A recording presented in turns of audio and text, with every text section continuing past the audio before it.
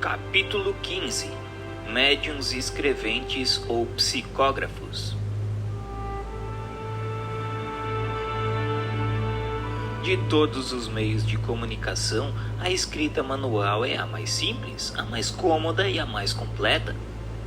É para ela que deve entender todos os esforços, porque permite estabelecer com os espíritos relações tão continuadas e tão regulares como as que existem entre nós.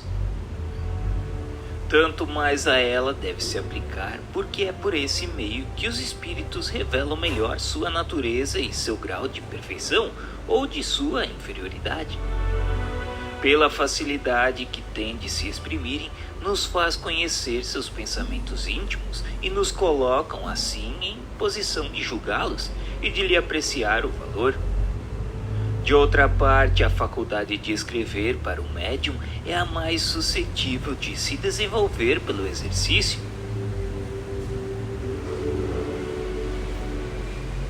Médiuns mecânicos. Se examinam certos efeitos que se produzem nos movimentos da mesa, da cesta e da prancheta que escrevem, não se pode duvidar de uma ação exercida diretamente pelo espírito sobre esses objetos. A cesta se agita por vezes com tanta violência que escapa das mãos do médium.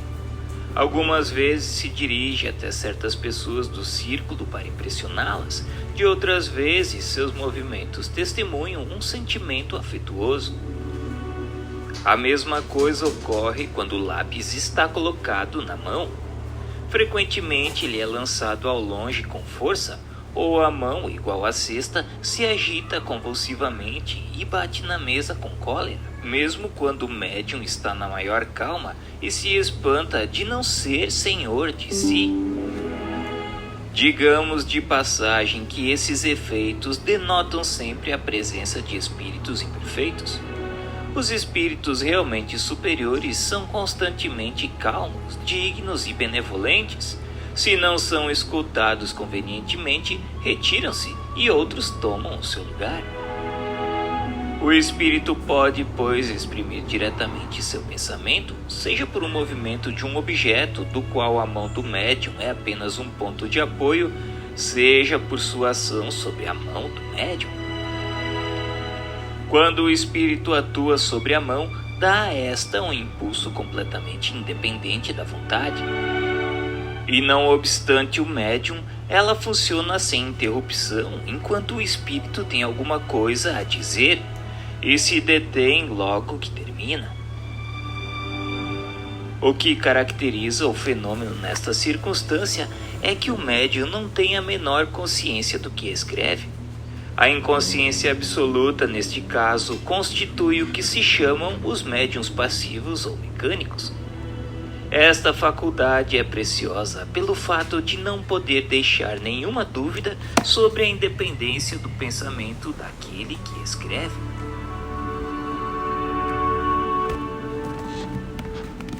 Médiuns intuitivos. A transmissão do pensamento ocorre também por intermédio do espírito do médium, ou melhor, de sua alma, uma vez que designamos sob esse nome o espírito encarnado. O espírito estranho, nesse caso, não atua sobre a mão para fazê-la escrever, não a toma, não a guia, ele age sobre a alma com a qual se identifica. A alma, sob esse impulso, dirige a mão e a mão dirige o lápis. Anotemos aqui uma coisa importante de se saber. É que o espírito estranho não se substitui à alma, porque não poderia deslocá-la. Domina-a sem que saiba e lhe imprime sua vontade. Nesta circunstância, o papel da alma não é absolutamente passivo, pois é ela que recebe o pensamento do espírito e que o transmite. Nesta situação, o médium tem a consciência daquilo que escreve, embora não seja seu próprio pensamento. É o que se chama médium intuitivo. Se assim é, se dirá que nada prova que seja de preferência o espírito estranho que escreve ao invés do espírito do médium. A distinção, com efeito, algumas vezes é bastante difícil de se fazer, mas pode ocorrer que isso pouco importe. Todavia, pode-se reconhecer o pensamento sugerido no fato de que não foi jamais preconcebido. Ele nasce à medida que se escreve, e frequentemente é contrário à ideia prévia que se tinha formado. Pode mesmo estar fora dos conhecimentos e das capacidades do médium. O papel de um médium mecânico é o de uma máquina. O médium intuitivo atua como faria um intérprete. Este, com efeito, para transmitir o pensamento, deve compreendê-lo, dele apropriar-se de alguma sorte para traduzi-lo fielmente e, portanto, esse pensamento não é o seu. Não faz mais que atravessar seu cérebro. Tal é exatamente o papel do médium intuitivo. Médiuns semimecânicos. No médium puramente mecânico, o movimento da mão é independente da vontade. No médium intuitivo, o movimento é voluntário e facultativo. O médium semimecânico participa dos dois gêneros. Sente uma impulsão dada à sua mão, não obstante o seu, mas ao mesmo tempo tem a consciência do que escreve à medida que as palavras se formam. No primeiro, o pensamento segue o ato de escrever. No segundo, o precede. No terceiro, o acompanha. Estes últimos médiuns são os mais numerosos.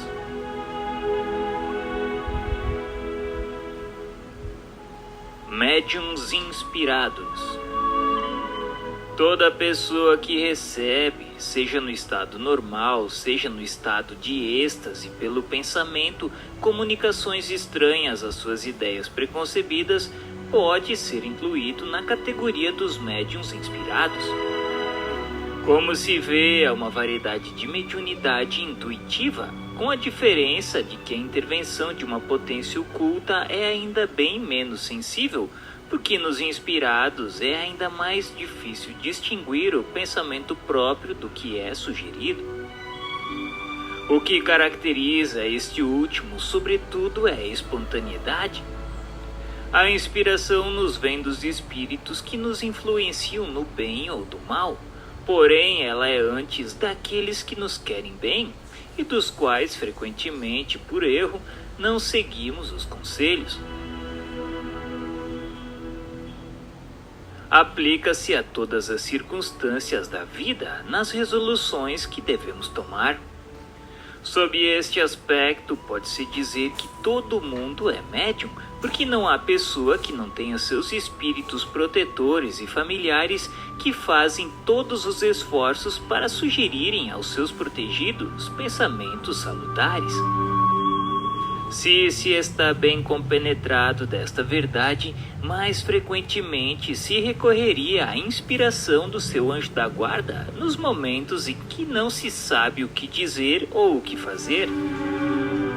Que se invoque, pois, com fervor e confiança, em caso de necessidade e com muita frequência, ficará-se espantado com as ideias que surgirão como por encantamento, seja que se tenha um partido a tomar, seja que se tenha alguma coisa a compor.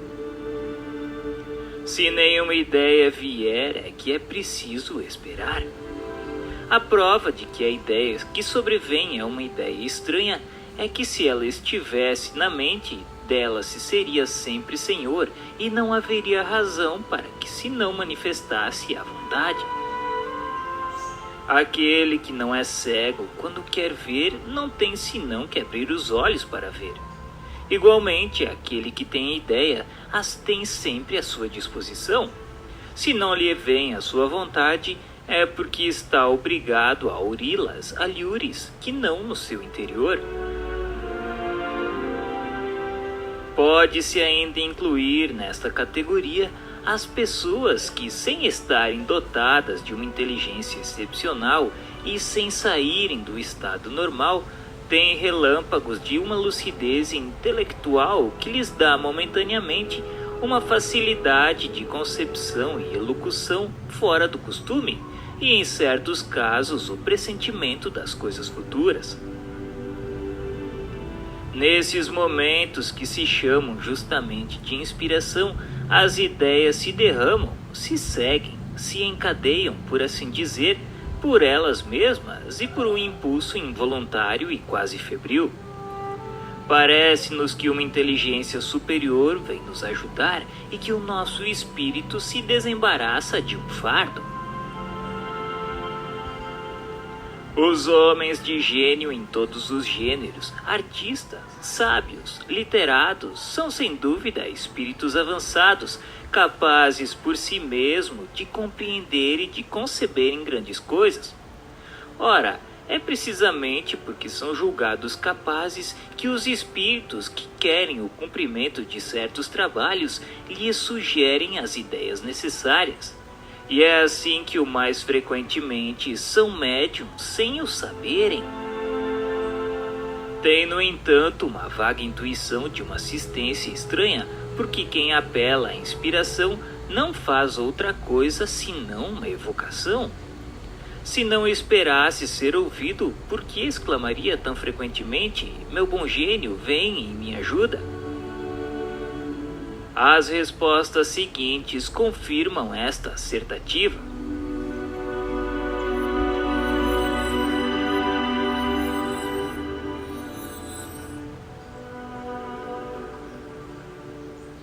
Qual é a causa primeira da inspiração? O espírito que se comunica pelo pensamento. A inspiração não tem por objetivo senão a revelação das grandes coisas? Não. Frequentemente ela tem relação com as mais comuns circunstâncias da vida. Por exemplo, tu queres ir a alguma parte? Uma voz secreta te diz para não fazê-lo porque há perigo para ti. Ou te diz para fazeres uma coisa na qual não pensavas. É a inspiração. Há bem poucas pessoas que não tenham estado mais ou menos inspiradas em certos momentos. Um autor, um pintor, um músico, por exemplo, nos momentos de inspiração poderiam ser considerados médiums? Sim, porque nesses momentos sua alma está mais livre e, como desembaraçada da matéria, recobra uma das partes das suas faculdades de espírito e recebe mais facilmente as comunicações dos outros espíritos que a inspiram.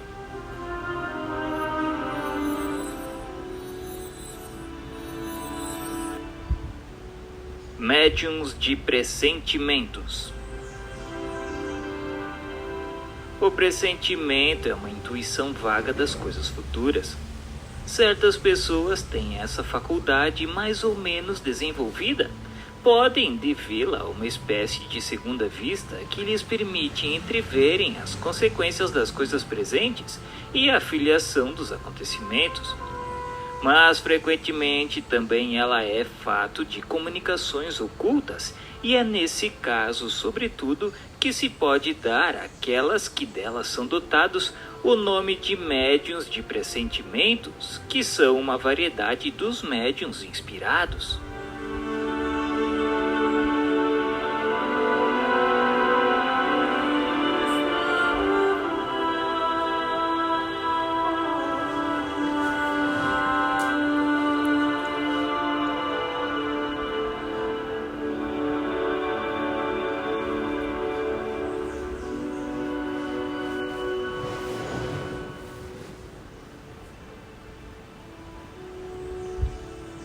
Capítulo 16. Médiuns especiais.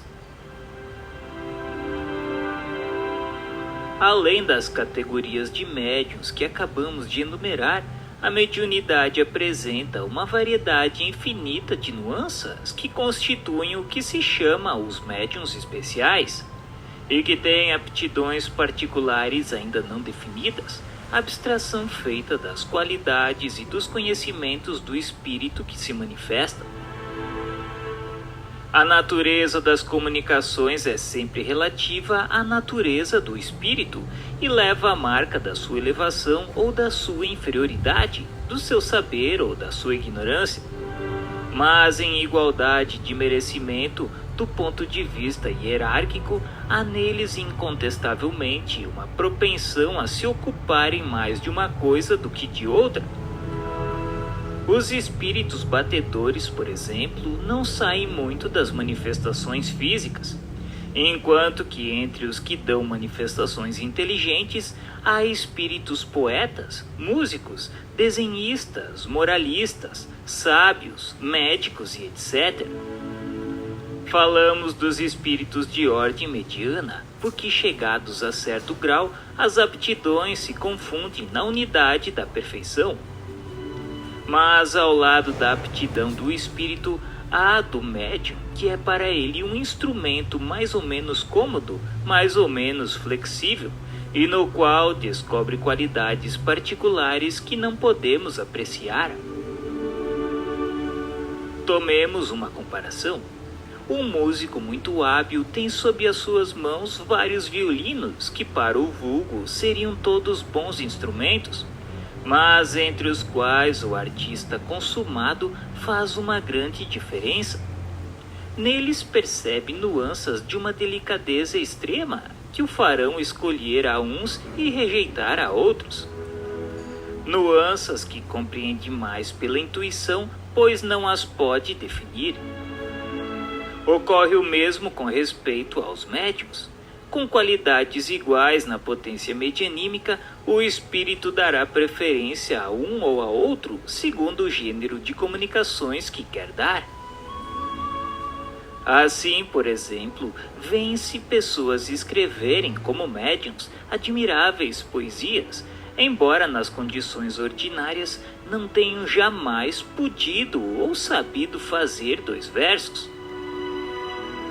Outros, ao contrário, que são poetas, como médiuns, jamais puderam escrever senão prosa, não obstante o seu desejo.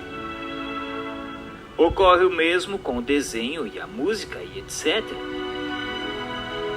Há ainda outros que, sem terem por eles mesmos conhecimentos científicos, têm uma aptidão mais particular para receberem comunicações sábias. Outros estão para os estudos históricos. Outros servem mais facilmente de intérpretes para os espíritos moralistas. Em uma palavra, qualquer que seja a flexibilidade do médium, as comunicações que recebe com mais facilidade têm geralmente um cunho especial. Há mesmo os que não saem de um certo círculo de ideias, e quando saem não têm senão comunicações incompletas, lacônicas e frequentemente falsas.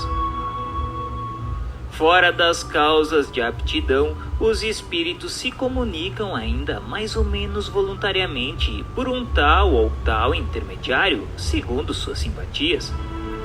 Assim, em condições iguais, o mesmo espírito será sempre mais explícito com certos médiuns, unicamente porque melhor lhe convém.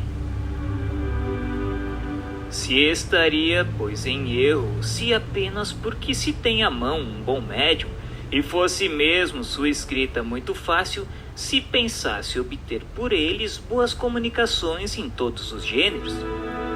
A primeira condição, sem contradita, é assegurar-se da fonte de onde elas emanam, quer dizer, das qualidades do espírito que a transmite.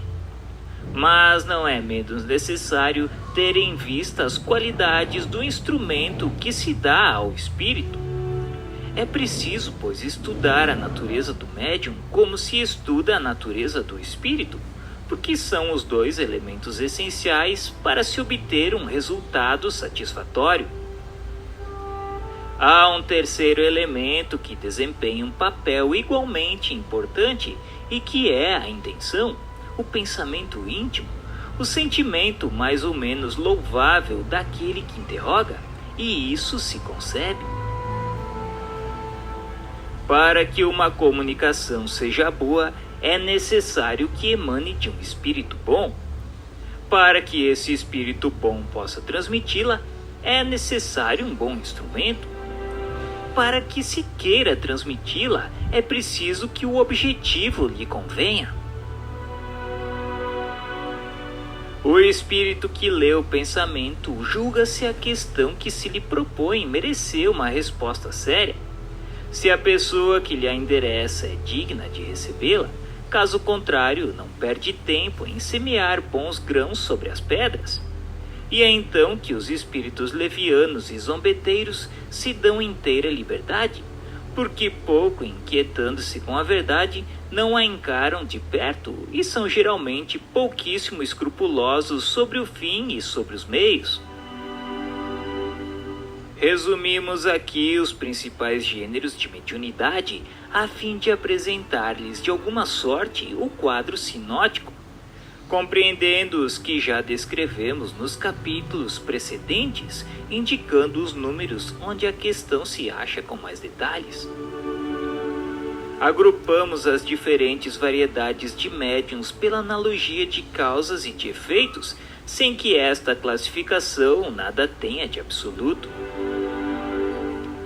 Alguns se encontram frequentemente, outros, ao contrário, são raros e mesmo excepcionais, o que temos o cuidado de mencionar.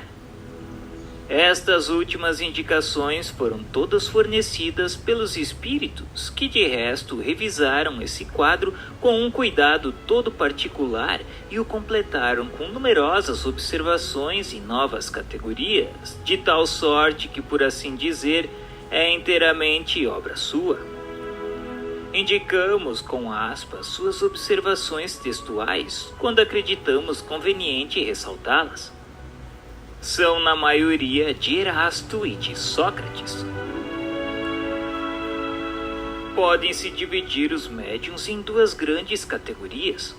Os médiuns de efeitos físicos, aqueles que têm o poder de provocar efeitos materiais ou manifestações ostensivas.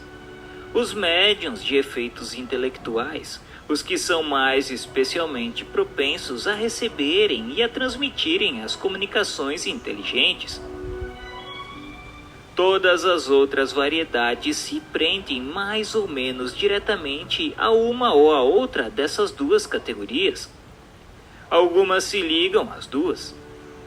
Se analisam os diferentes fenômenos produzidos sob a influência mediúnica, ver-se-á que em todos há um efeito físico e que aos efeitos físicos se junta, o mais frequentemente, um efeito inteligente.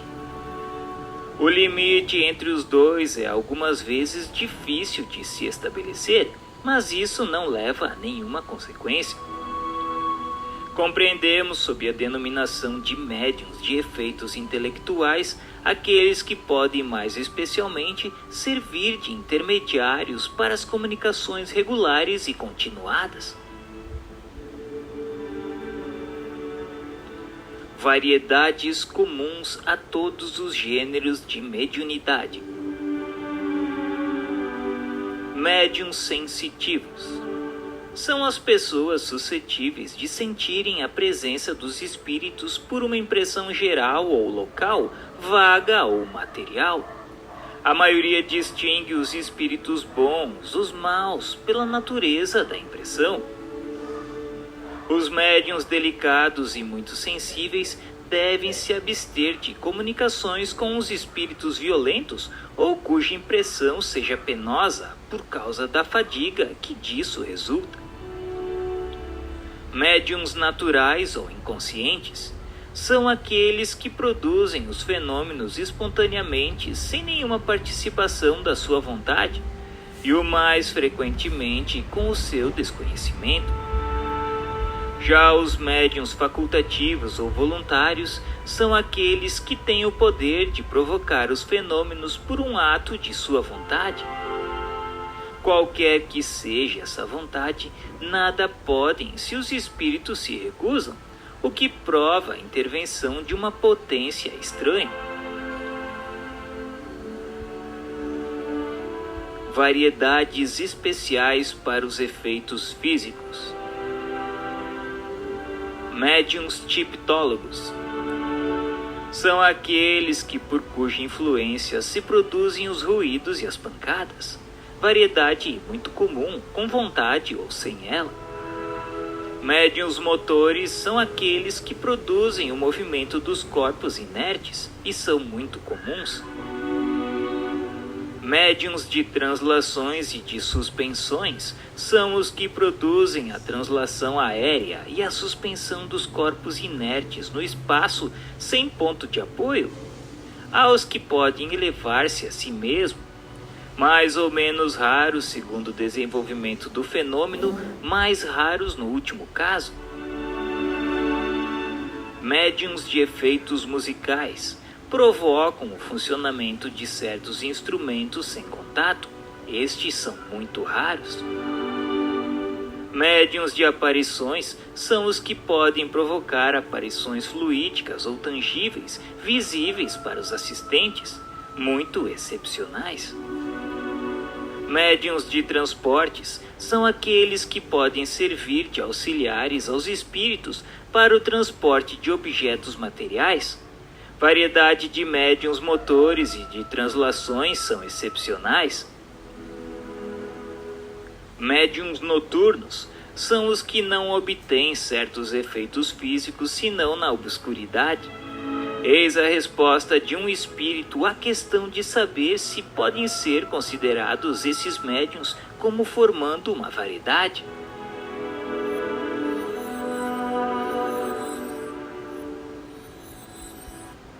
Pode-se certamente fazer do tipo uma especialidade, mas esse fenômeno se prende mais às condições ambientes do que à natureza do médium ou dos espíritos. Devo acrescentar que alguns escapam a essa influência do meio e que a maioria dos médiuns noturnos poderiam alcançar pelo exercício e atuar também no claro como na obscuridade. Esta variedade de médium é pouco numerosa e é preciso dizê-lo graças a essa condição que deixa toda a liberdade ao emprego de truques, de ventriloquia e dos tubos acústicos. Os charlatães com muita frequência têm abusado da credulidade em se fazendo passar por médiuns a fim de recolher dinheiro. Mas que importa? Os prestidigitadores de salão, como os prestidigitadores de praça pública, serão cruelmente desmascarados e os espíritos lhe provarão que não é bom se imiscuir em suas obras. Sim, eu repito, certos charlatães serão castigados de um modo bastante rude para que se desgostem do ofício de falsos médiuns. De resto, tudo isto só terá um momento.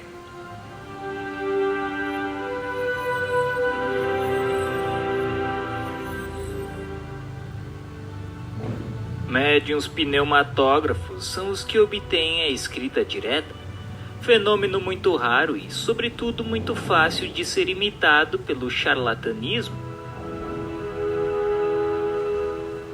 Nota: os espíritos insistiram contra a nossa opinião em colocar a escrita direta entre os fenômenos de ordem física, pela razão disseram de que os efeitos inteligentes são aqueles pelos quais os espíritos se servem dos materiais cerebrais do médium, o que não ocorre no caso da escrita direta.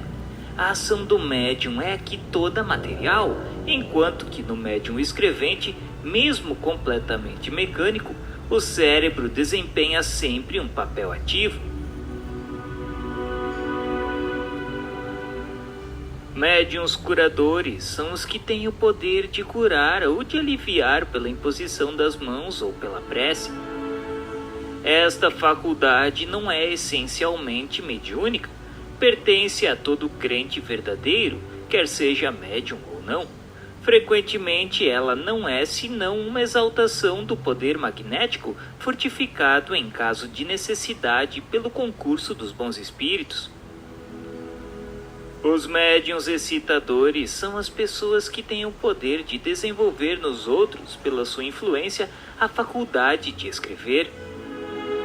Aí é antes um efeito magnético do que um fato de mediunidade propriamente dito, porque nada prova a intervenção de um espírito. Em todo caso, pertence à ordem dos efeitos físicos.